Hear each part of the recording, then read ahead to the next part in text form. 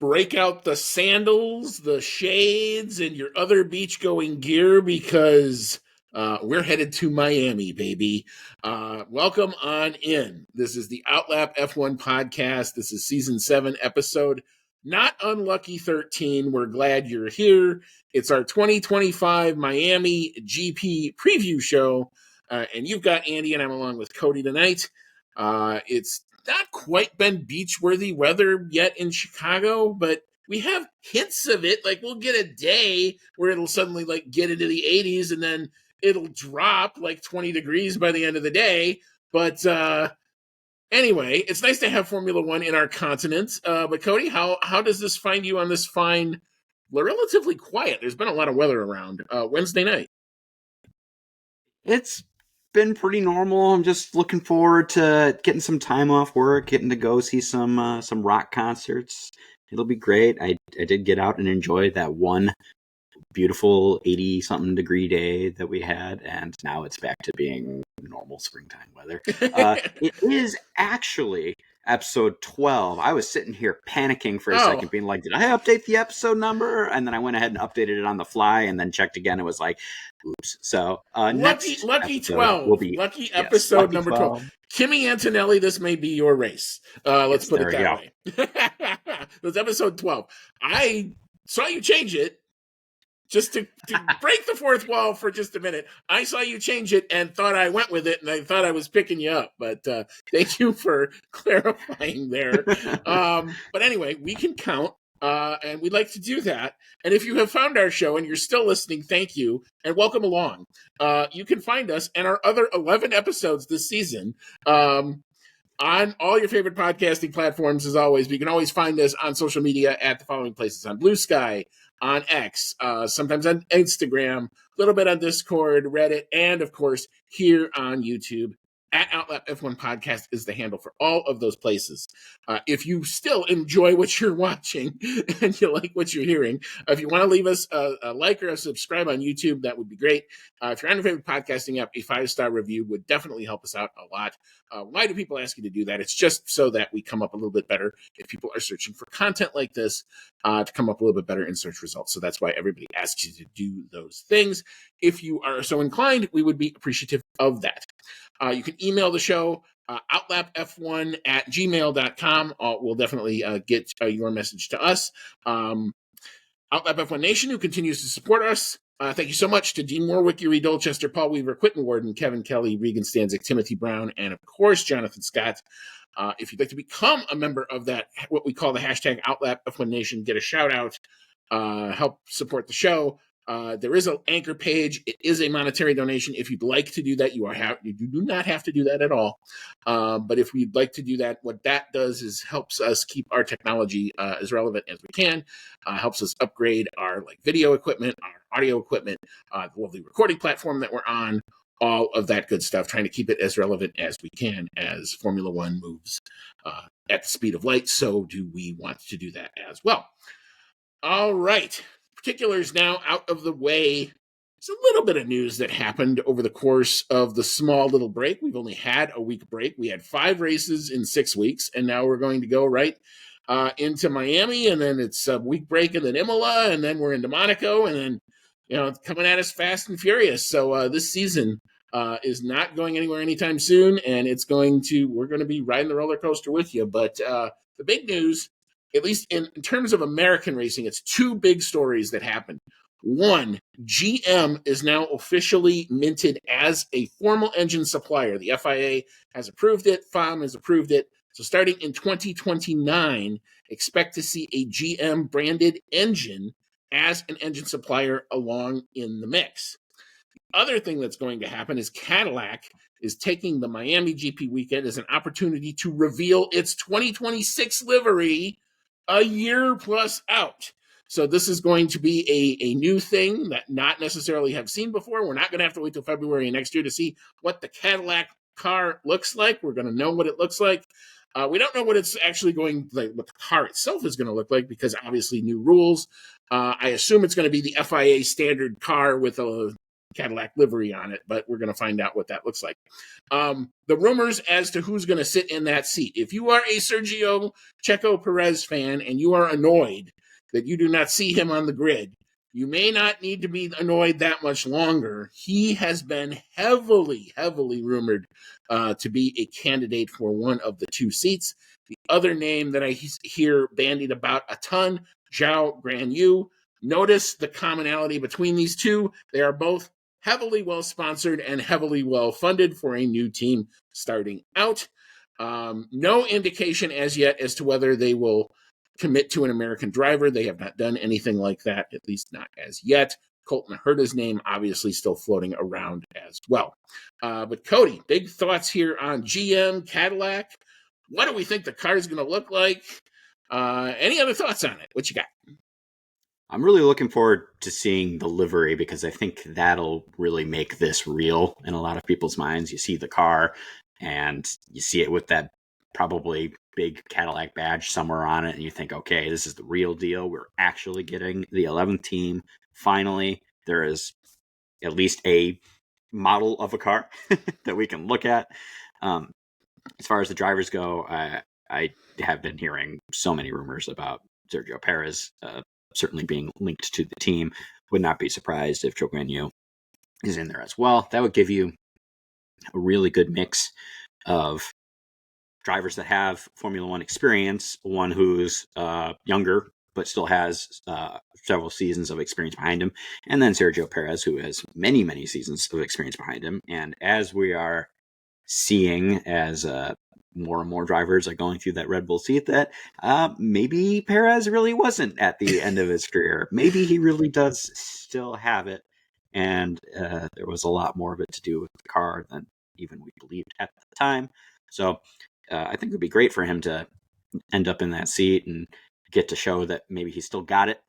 I'm looking forward to that. As far as the engine not coming until 2029, that is a bit of a strange one to me, because that means we're going to be, that'll be the fourth season of these engine regs.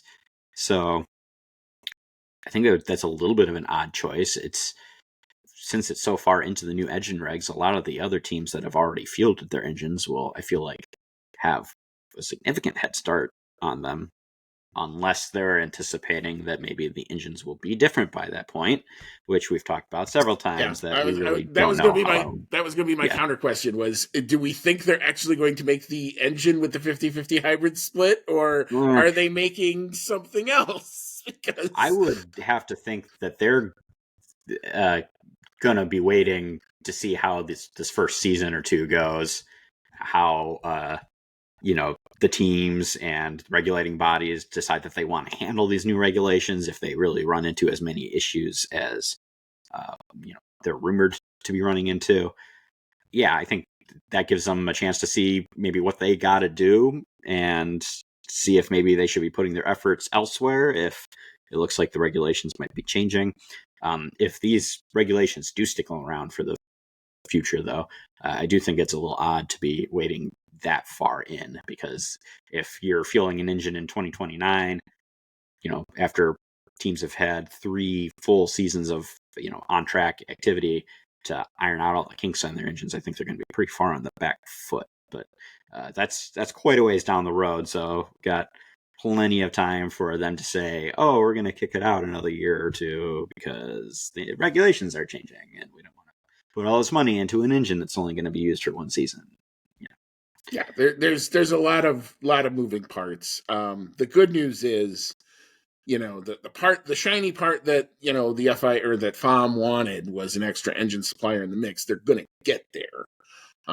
We are going to have our 11th team. That's also a good thing. I will say that every time I want to read another engine story, I'm nervous. But the other thing I have to remember is there are always doomsday sayers about every new Formula One formula all the time. Even the ones that work out great at the end of it. Now, it took people a long time to finally get parity when we went to the hybrids. that took, I think, a lot longer than everybody anticipated, and it took 7 years, and it took a COVID pause, and we finally got it basically right in 2021, and then what do we do? Oops, we changed the rules. And then we've got this set of regulations, and now we're finally getting to parity, and we're finally getting to competitiveness, and we've got one out of maybe 6 drivers who could win on any given weekend. And what are we going to do? Well, boop, change the rules again. So this is unfortunately nothing new to the sport. Each formula has had its positives, its negatives, and I mean, I was on those hybrids the first time when we had cars not even making the starting grid in Melbourne, and you had teams doing 20 laps in a day of testing, which is just unheard of given what we just watched in the 3-day Bahrain test, where they're doing, if you were under 100 laps, they said they thought something was wrong with your car, which was, it's just kind of crazy how much reliability they built into this engine mix. So I don't know. We're gonna wait and see. I think is what the answer is we're gonna see what happens. The post Abu Dhabi test is going to be probably your first indication of maybe something, because then you may see some mule cars or some 50% old regs, 50% new regs type of thing, trying to get ready, at least for the tire's sake. And then those first tests are going to be, it's going to be some appointment television to watch. An empty arena, but cars drone around, and where do we shake out with all this? So it's just going to be amazing to try to see. And again, my thing is that if it sucks, they're going to do things to try to make it not suck, because yes, they have already agreed to that. Yeah, they've already kind of said we're not going to just let this play out and have one team or one engine be so far in front of the others that they're not going to do anything about it. So, well, like I said, we're just going to have to kind of watch this and have it play out. So, if you are still annoyed that Sergio Perez is not on the grid, you have another reason to possibly get excited that he may be coming back. And that is because the Mexico City GP, of which he is, I don't know if you could say walking god. Maybe Max and when they go to the Netherlands is pretty close to walking god status. Yeah. This is about as close as you can get to walking god. So Sergio Perez in Mexico City, that race will continue beyond this year. I think this was actually the last year of the contract. But they have now been given a 3-year extension. So 26, 27, and 28 are secured for that race to remain on the calendar. I love your note that you've got in the show doc here, Cody. Again, more rumors of Perez's return abound. But Cody, thoughts on Mexico City securing its spot on the calendar? Yeah, this one really kind of sealed it in for me that I think we're going to see Sergio Perez announced as one of the drivers for Cadillac, because, as I said a minute ago, it lines up pretty well in terms of the experience, him probably wanting to come back to the sport. Miami is, relatively close to home, so it's a good time to make that announcement, along with Cadillac making their announcement. And yeah, the fact that the Mexico City Grand Prix extension has been announced right now makes me think that we're about to hear Sergio Perez signed through 2028 at Cadillac. It's not my favorite track. It does have a tendency to be a bit of a stinker when it comes to the races, and it seems that the only reason it has been on the calendar for a while is because Sergio Perez was on the grid, and he is wildly popular there, as you were saying. So I thought maybe it would be going away with him not being on the grid anymore, but this is the opportunity for him to come back, which means that there is going to be an audience for that race, at least for the next few years, if he is signed. So I've got a funny feeling we're going to be on the review talking about, oh yeah, it was clear as day. Well, we've got a few days before we make that official. Yeah, no, again, that does not surprise me. I mean, it fits. It totally fits to have Sergio slot into that team. Like I said, he's well-funded. He's going to bring money. He brings, obviously, some cachet with him, and he's got a buttload of experience. And when you're trying to figure out a new operation, that's kind of what you want. And he's going to have something to prove. He's going to have a bit of a chip on his shoulder. So, you're going to get the best that I think you're going to, whatever is left in the tank. And, as we talked about, obviously maybe now that second Red Bull seat kind of says it's less about the driver and more about the car type of situation. maybe there is something definitely still left in the tank. I'm not sure. We're going to find out. We're going to find out next year. It's a new mix. If Cadillac can come in, and I think they're in Mercedes power next year. So I think they're actually Ferrari power. Oh, they're Ferrari power. Okay, well that could be good too. I mean, again, we have no idea what any of these engines are going to be, but at least it's an established. It's not an Audi. I'm more worried about an Audi engine or the Honda engine. At least at this point, it seems like the Mercedes and the Ferraris are okay. From again what rumors were coming down the pipe here, but we're gonna see what he has to have, and if you're a Checo fan, you should get excited because I have a funny feeling I would bet by the summer break we're probably gonna get an announcement.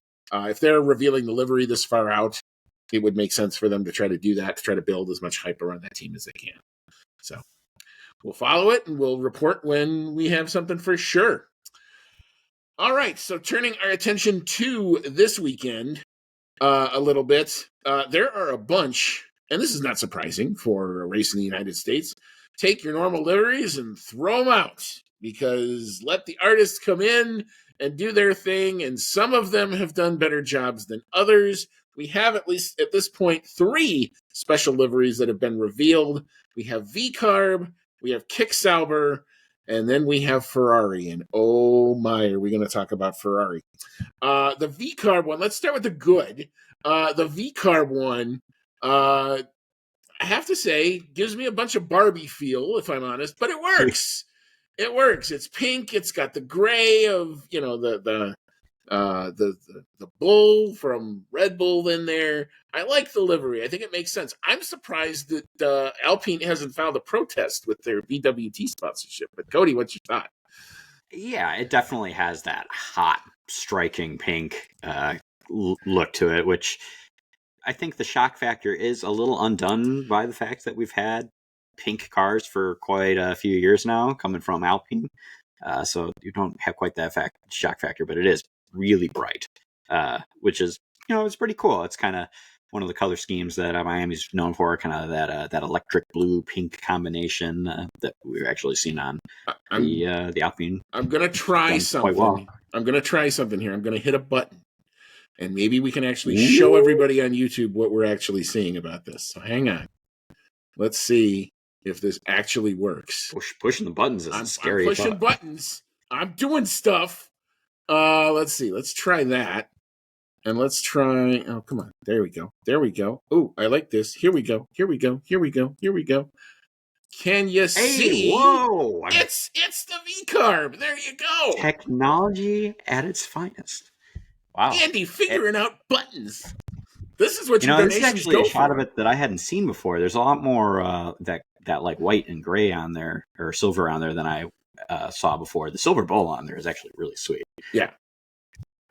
So this is the V-Carb. I have the back button. Now we're going to show you the Sauber. Let's see. This is from Planet F1. Sauber one, I think, is a little underwhelming because it doesn't look that much different. I mean, the paint splatter side of it is kind of a cool effect, but it's really pretty much all the same colors. I think all in all, it'll probably look a little better than the normal livery, because the normal livery looked really good during the reveal, and then we saw it on track, and it doesn't have quite as much of the fade effect on it as we were expecting to see. Looks cool under the lights.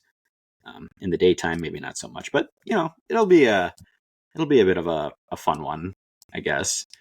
But that's about where the good. I was going to say the good. I wanted to preface this with the good, the bad, and the ugly. I think we're going to skip the bad and we're going to go straight to the ugly. Hang on, I have to cue this and give it its proper thing.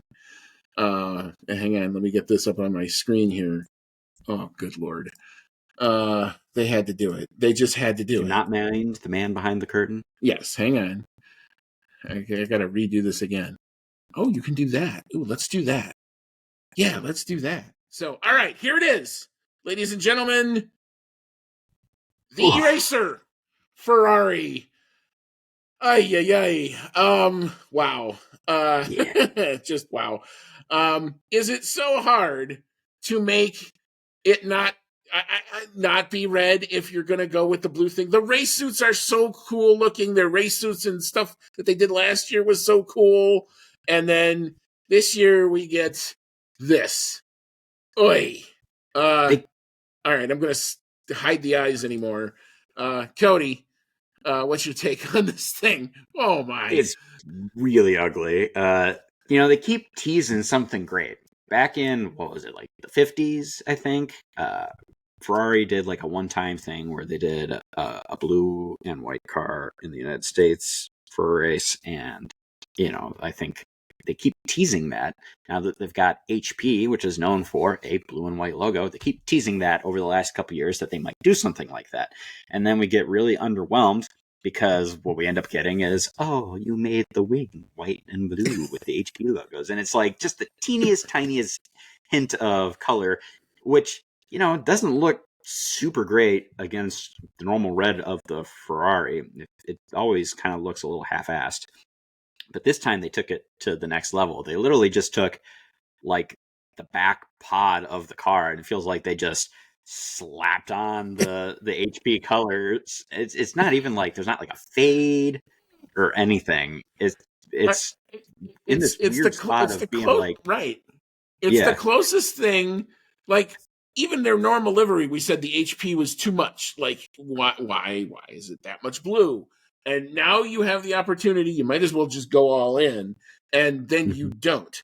And you do something that's almost akin to the old BAR Honda with the thing right down the middle, because that's the vibe I keep getting. Except now, instead of going right down the middle, we've discussed this. We've come up with this new 45-degree angle thing that just I don't get it. I don't get it. Yeah. I mean, it's like you said, the race suits look great. Yeah. Just do that, but the whole car for one weekend. Yeah. Then you can go back to red, and no one's gonna think that you've upended the universe here. No, it's gonna be fine. Everyone will still know a Ferrari is a red car.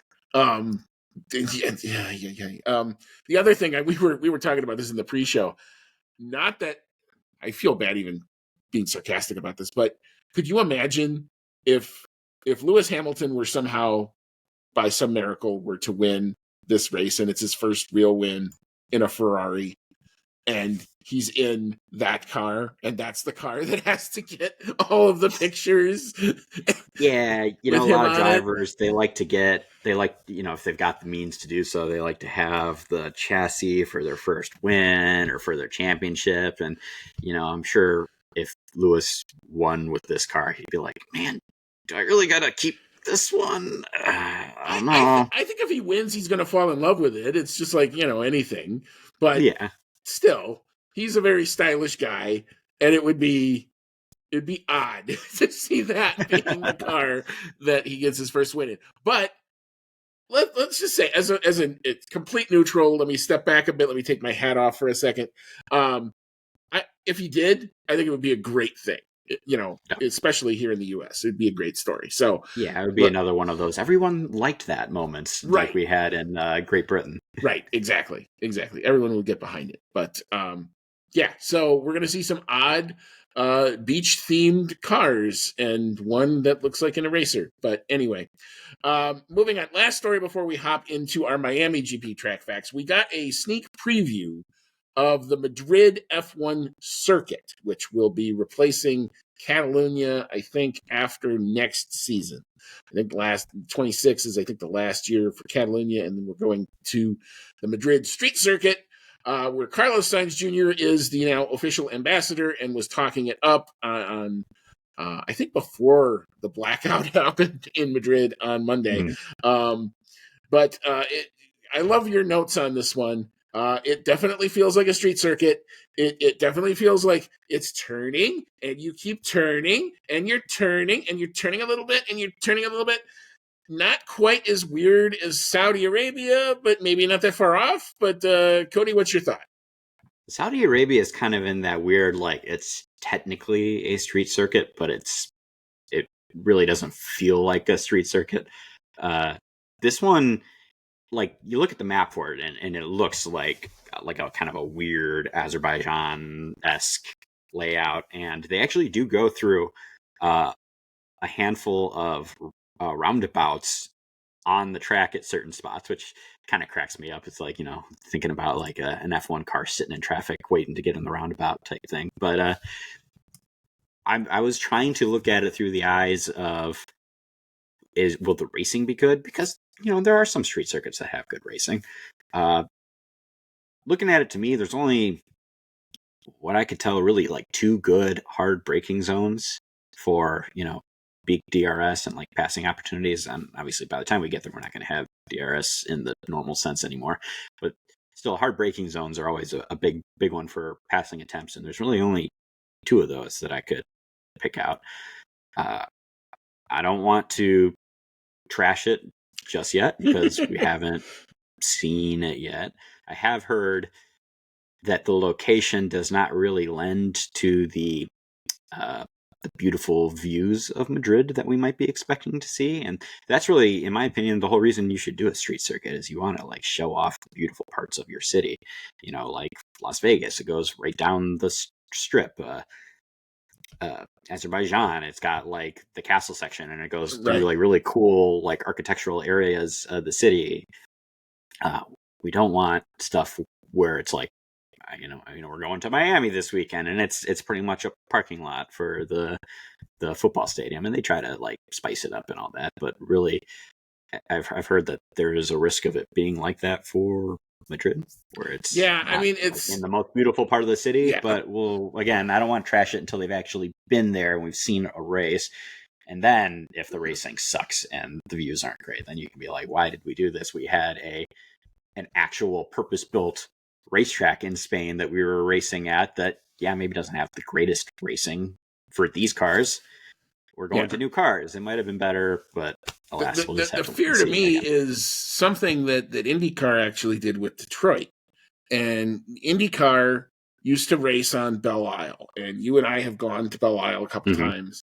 I loved that circuit.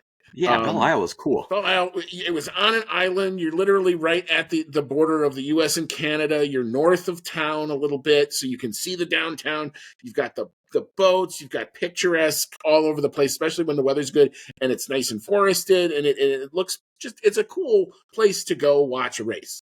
And then they moved back into the Detroit downtown, which feels cramped. And because there's giant tall buildings everywhere, there's not good places for grandstands. And they try to make it a spectacle, but it doesn't ring true to me. It doesn't ring the same where you had this natural thing.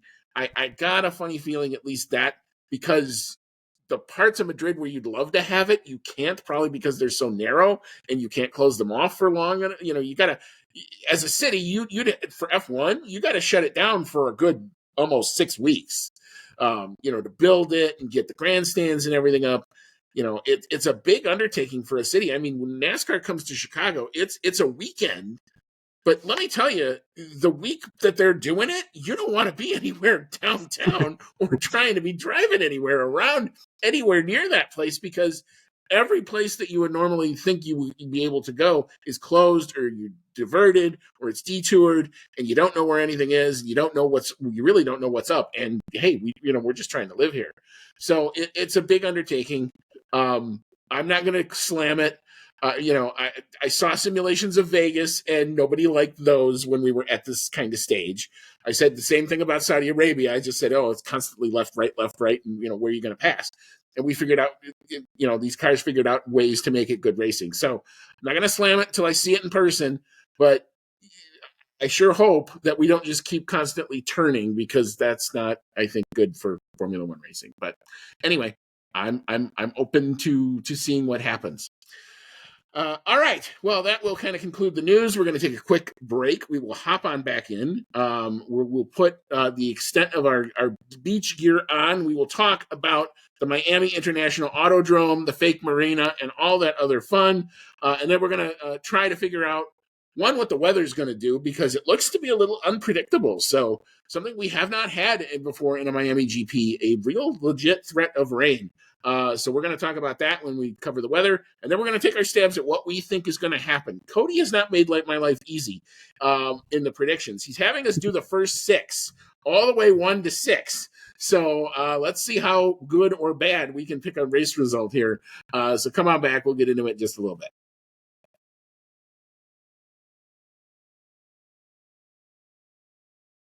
Welcome back on in. This is season 7, episode number 12 of the Outlap F1 podcast. It's our 2025 Miami GP preview show. You've got Andy and I'm along with Cody tonight, and we just kind of got you caught up on the latest news. We looked at some of the special liveries for Miami. We gasped at the Ferrari one, but that's not a surprise to anybody. But now we're going to turn our attention to this weekend proper. We have a race. We have a sprint weekend. It's going to be lots of sessions, lots of results, lots of good things to cover. And we're going to talk about the Miami GP track facts because that's where we're going. The Miami International Autodrome awaits. Cody, tell us about it. All right, this weekend, Formula One comes to the United States in Miami for the Miami Grand Prix at the Miami International Autodrome, located in Miami Gardens in Florida. Number of laps for the Grand Prix is going to be 57, and the length of the circuit is 5.412 kilometers. That's 3.362 miles, and it consists of 19 turns. The tire selection from Pirelli this year is going to be C3 for hard, C4 for medium, and C5 for soft, which is a grade softer than it was last year. So that might come into play a little bit this weekend. And the track characteristics from Pirelli are a 3 out of 5 for traction, 3 out of 5 for braking, 3 out of 5 for tire stress, 3 out of 5 for lateral load. I promise they're not all right down the middle. 5 out of 5 for track evolution, 4 out of 5 for asphalt grip, 2 out of 5 for asphalt abrasion, and a 3 out of 5 for downforce. The qualifying lap record here was set by Sergio Perez in 2023 with a 1 minute 26.841 seconds, and the race lap record was set by Max Verstappen in the same season with a 1 minute 29.708. Most wins at this circuit is going to go to Max Verstappen with a whopping 2. But we do have a new winner since last year. That was Lando Norris, who took the win last year, so he is sitting there with 1. He might be able to tie it up this year if he can pull it off. Most constructor wins here is going to be those 2 for Red Bull that were won by Max Verstappen, followed by the 1 for McLaren. What's the circuit like, Andy? All right, with the Hard Rock Stadium as the epicenter, the 5.1 kilometer layout will feature 19 corners, 3 straights, potentially 3 DRS zones, and an estimated top speed of 320 kilometers an hour. There are some elevation changes too. The main one found between turns 13 and 16 with the track heading over an exit ramp and under various flyovers across some uneven ground. The turn 14 and 15 chicane, meanwhile, has an uphill approach with a crest in the middle, and then it drops down on the exit. Because we have a sprint weekend on tap, we are giving you 3 days of weather because it is significant for each session. So our Friday, our sprint qualifying session, will be sunshine along with cloudy intervals. Also very hot across the 3 days. High of 85. Winds out of the east-southeast at 10 to 15. A scant 10% chance of rain. But for Saturday, a few clouds coming in from time to time. Again, still really hot. High of 86. Winds again out of that southeast, 5 to 10. A 30% chance of a potential shower. And for Sunday, mainly sunny skies, but with some scattered thunderstorms. Hello. That would be something we don't usually see in F1. A high of 86, so hot and maybe drenching rain. Who knows? Winds out of the east at 5 to 10. Right now, it's still showing a 40% chance of rain. So when does the rain hit? How intense does it hit? Does it hit? Do we have something like Melbourne? Or do we have something like Bahrain in testing, where it's just, sprinkly bits? Questions will be answered. Miami weather is never consistent. It's a lot like it is here. If you don't like it, wait 5 minutes. It's going to change. I would expect it to be hot, and then the question is, does it bubble up enough to potentially produce a thunderstorm? If it does produce a thunderstorm, you may see a red flag because they have to stop everything, especially if there's lightning. So I would love to see a wet track because I think Max Verstappen is going to need some help this weekend. It would definitely play to a lot of cars' more strengths to have a cooler, wetter, not as hot track. Let's put Mhm. it that way. Because, yeah, I mean, if it's going to be in the mid 80s and it's just going to be hot with a lot of track temperature, that's where the McLaren, I think, wants to eat so far. So, but anyway, we're going to get into what we think is going to happen this weekend. It's our predictions game, and we will start, as we are apt to do, with the full race pole sitter. The 2024 pole sitter was, of course, Max Verstappen. So, Cody, who do you have taking the pole here in Miami? Not Max Verstappen. He's pulled off a couple miracles so far in the early part of this season, but I don't see it happening here. Like you said, it's going to be really hot, and like I said, it's going to be a grade softer tires. So it's going to be pretty hard on the tires, I think, and the Red Bull does not handle that as well right now. I do think that this is a great opportunity for Lando Norris to take the pole, get some confidence back in him after some mishaps over the last couple of race weekends. But yeah, I think he's an easy pick for pole. Maybe not that easy. I mean, he's still got his teammate he's up against, but as good a chance as any. Yeah. If Max happens to somehow pulls this one off, you're going to see some The texts coming championship your back way. on. I was going to say you're going to see some texts flying between the two of us. Let's put it that way. But again, this, of course, as soon as I say it, just speak it into existence there, Drew. And watch it happen. I don't think he's going to go that far away, even if they struggle, even if they are bad in practice, even if they are bad in the sprint. They're going to do something to that car, and he's going to be a factor. He's not going away.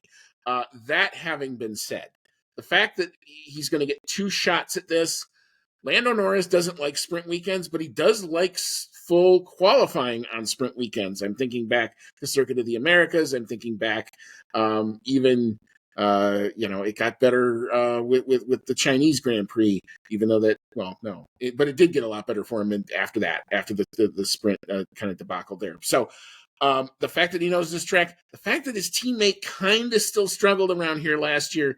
Now, it wasn't on race form, it was a collision with Carlos Sainz, and he had to change his wing, and his result doesn't necessarily reflect the form. That having been said, if Lando's going to make a stand, he might as well do it in a place he likes, and I think he's come to like this place, despite the fact that it's bit him on a couple of occasions. So I'm going to go Lando Norris as well to take the pole. I think it's going to be close. It's going to be him and Piastri. If it stays hot, it's going to be him and Piastri dueling it out. I think there will be a bit of a qualifying gap, but not much. All right, and our qualifying pole lap from last year was the 127.241, set, of course, by the aforementioned Max Verstappen. What do we think the pole time is going to be? Is it going to be quicker? Is it going to be slower? We've got a different combination of tires, so that could have something to do with it as well. Another year on this circuit. No new paving that I'm aware of, which is kind of interesting and significant too. So, Cody, what you got for a lap time?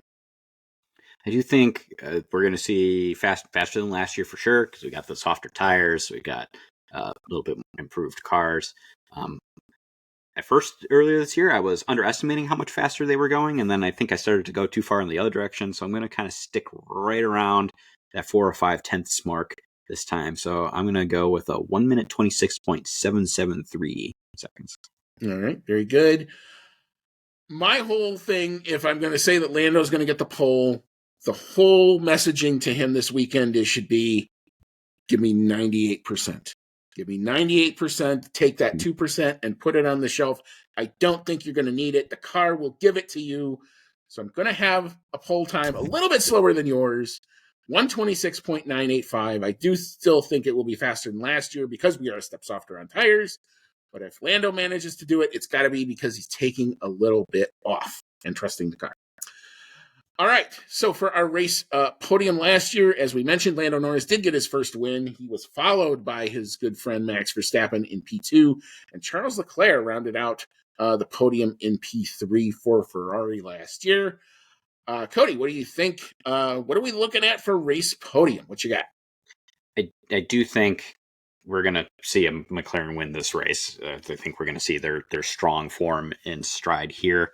And I think that since this is where he got his first win, that is going to give Lando that extra confidence he needs to bounce back. So I think he is in a great position to win again this year. I'm not 100% sure it'll be a McLaren 1-2, just because there's a little bit of that luck factor, and Piastri didn't have the greatest luck here last year. I do think he'll still be on the podium, though. I've got it going Lando Norris, P1, George Russell, P2. He has been consistently on the podium this year. And Oscar Piastri in P3. All right, very good.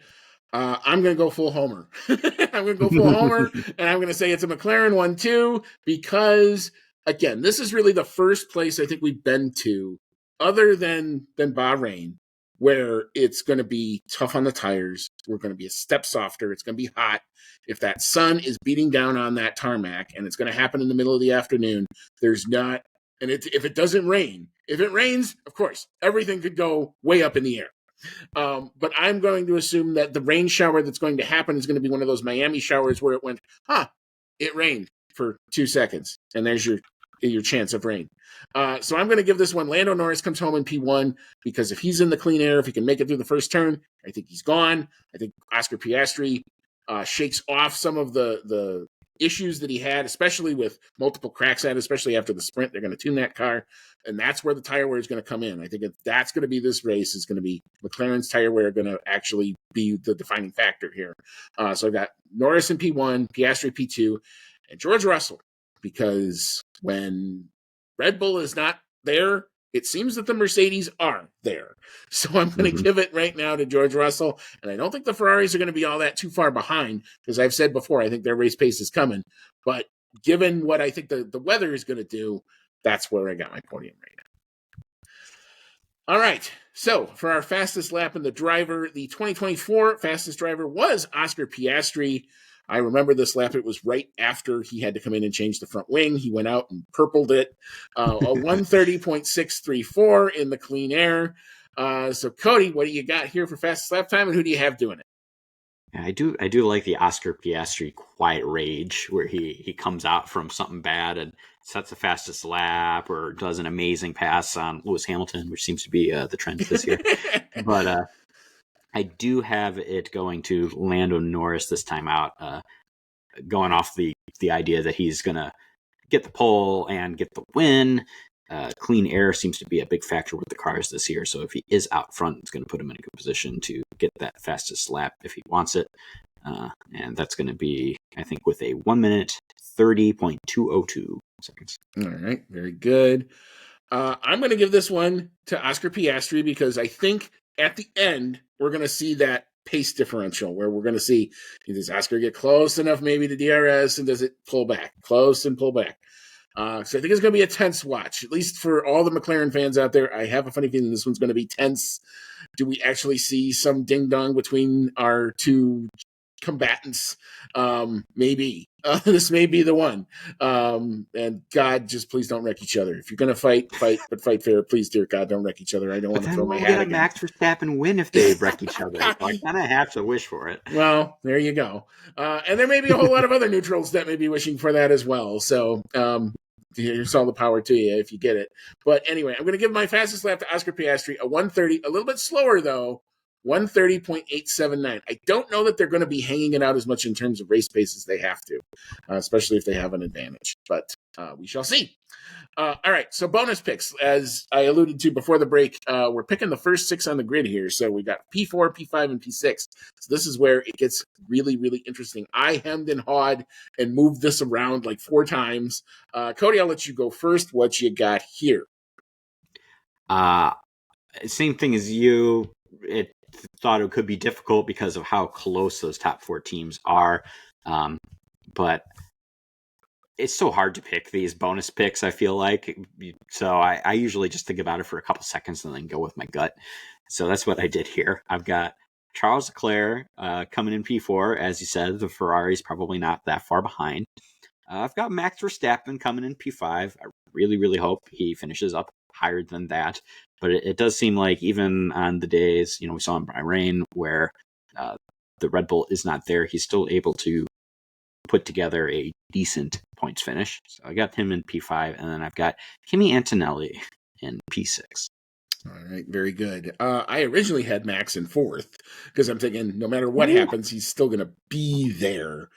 And then I waffled and I said, well, all right, this is not Red Bull territory. This is where all the smart people say if there's an endemic flaw in the Red Bull car, it's going to be when it's hot and sticky and all that other stuff. So it's going to be a really tough car to drive. They're going to dial it in. Max is going to get the most out of it. I can't get him all the way up to P4, but I do have him in P5. But I've got Charles Leclerc because I keep hounding on this. Ferrari race pace is improving. They're upgrading that car. They're getting better. They're going to be a factor by the end of the season. I'm positive of that. So I got Charles Leclerc coming home in P4.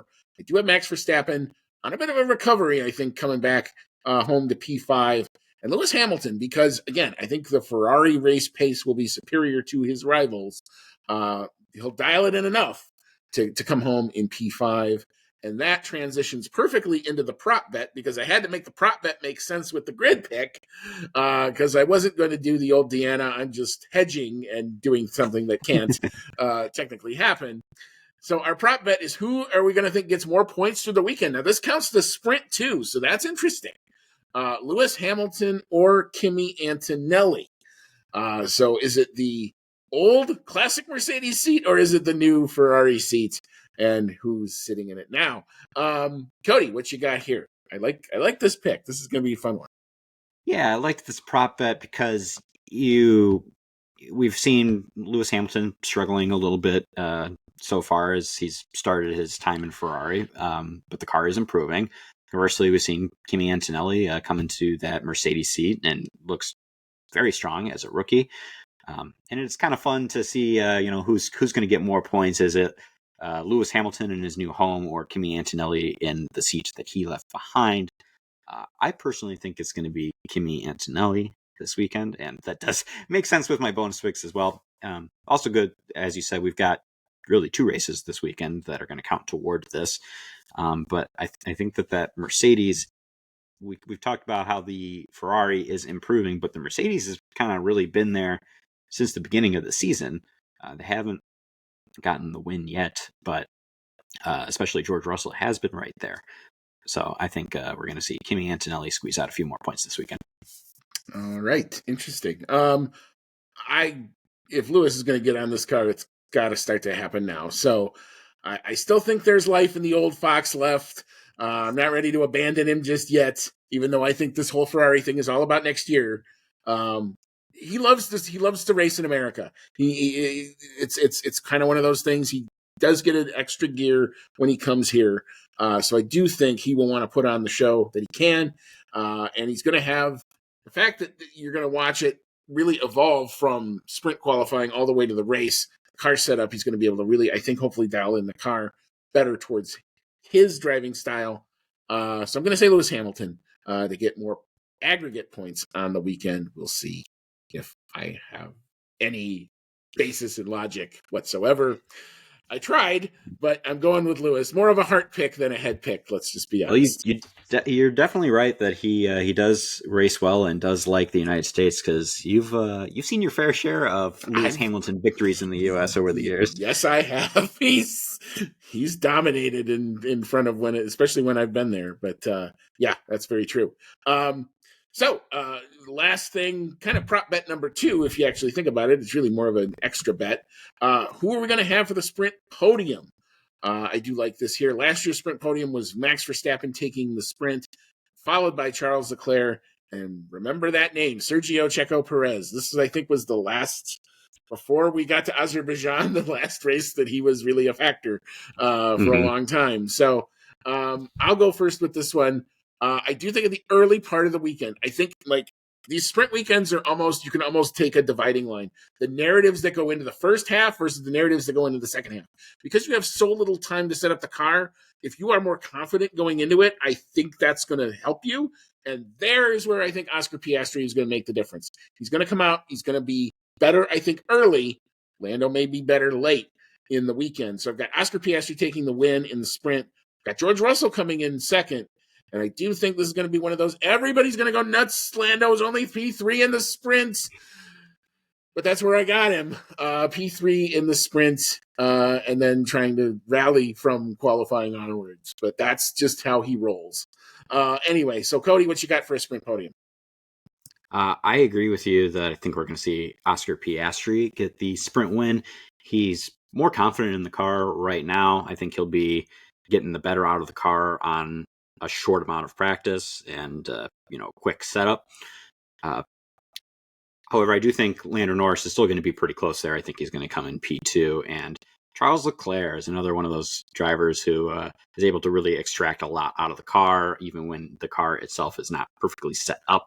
So I think we're going to see him round out the sprint podium. Yeah. If I'm the coach for Lando and Lewis this weekend, I'm telling both of them, guys, 98%. Just give it 98%. Let the car do the rest, and you'll probably be surprised at what happens to you. You don't have to point it that hard into the corners all the time. But anyway, we're going to see how this all plays out. We will see what the weather does over the course of the weekend. It's going to be very, very blue. If you like the Miami blue, this weekend is definitely going to be for you. So our one sole practice will happen on Friday, and that will be 12:30 p.m. Eastern. ESPN Family and Networks is where you're going to catch all these sessions, as well as, of course, F1 TV if you are in the United States. So ESPNU is your destination for FP1. Sprint qualifying starts at 4:30 p.m. Eastern. I'm going to have to figure out how I'm going to do that. I might not be able to live cover that one just because, I have a job and it's kind of right in the middle of it. So ESPN News and ESPN Plus are your places for that. Doesn't mean I'm not going to be watching, but I may have to be monitoring something else while I'm watching.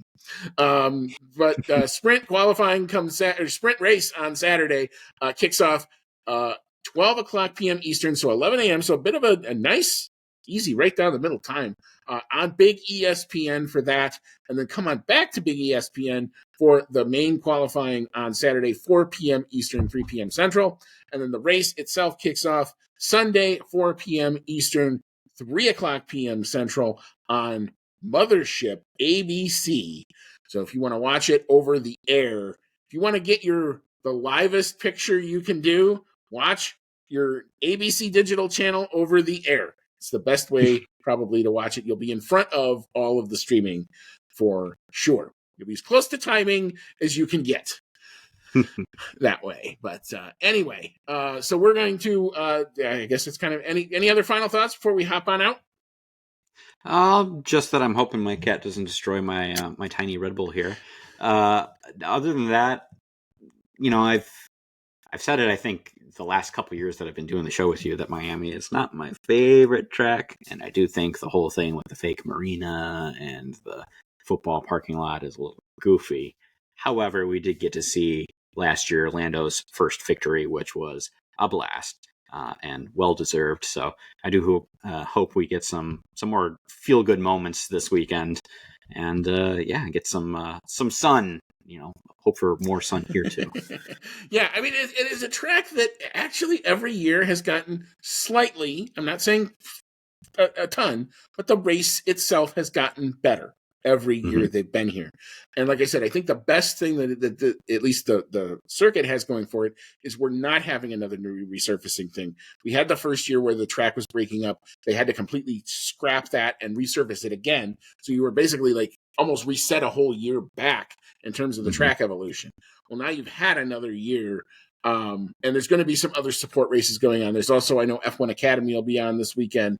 So you can cheer for the upcoming female drivers in that as well. So there's definitely going to be, other support races, and there's going to be stuff going on at the track throughout the course of the day. So if you happen to have a ticket, enjoy, wear some sunblock, and stay hydrated if you happen to be going, because it's definitely going to be on the warm side. We have been at circuits that have been warm.